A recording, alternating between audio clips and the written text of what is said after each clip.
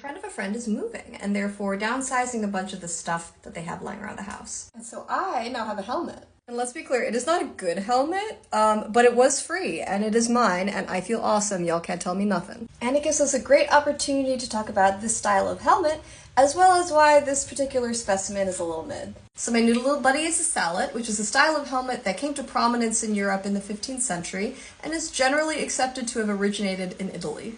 If you watch a bunch of my videos, you might have noticed that I continually mispronounce this as Sallet because I thought it came from French, but it does come from the Italian Salletta. It is also called Schaller in German, and some people call it Salade, but I simply refuse. Before the advent of the Sallet in the 15th century, this style of helmet called a bassinet is very common in the 14th century where it mostly covers the top of the head, but is meant to be worn with an aventail or a visor to get you that cheek and neck coverage. So the nice thing about a Sallet is that the cheek coverage and the neck coverage is kind of built in with that elongated side portion and the sweeping back. Sallets start out pretty simple in shape where the face remains open and the back is actually pretty short. But as time goes on, we start to see a lot of variation, particularly by region, as the Italian Sallets stay pretty short in the back, all things considered, but the Germans start to play with this really long tail. Yet another of the many attempts of nature to evolve a crab. And they can get very fancy.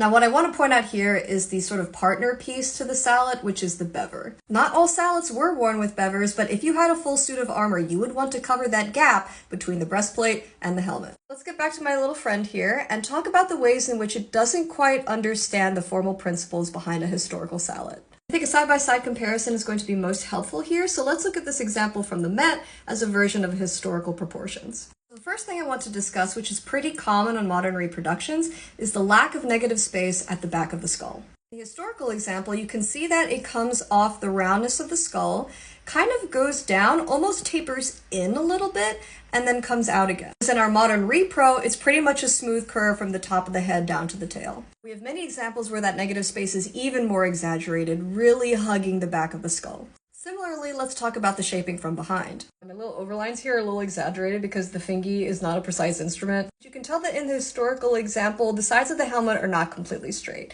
It usually bulges out a little bit, kind of at like the forehead, then comes slightly in again at the neck. In this particular example, the front is very similar to my repro in that it is fairly straight at the bottom with a little bit of bulging outward at the top. However, there are a lot of Sallet examples where it has much more of that sort of like pear-waisted shape.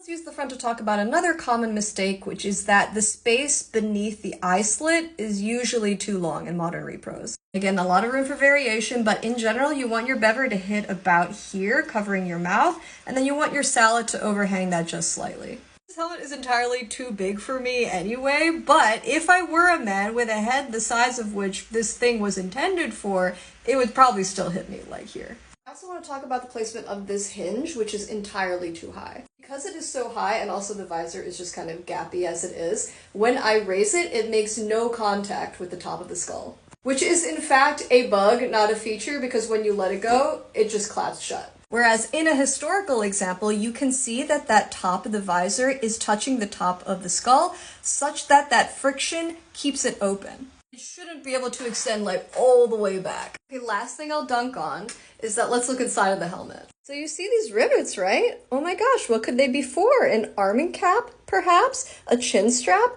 perhaps? No, they're there because the person who made this knew that aesthetically they should be seen from the outside.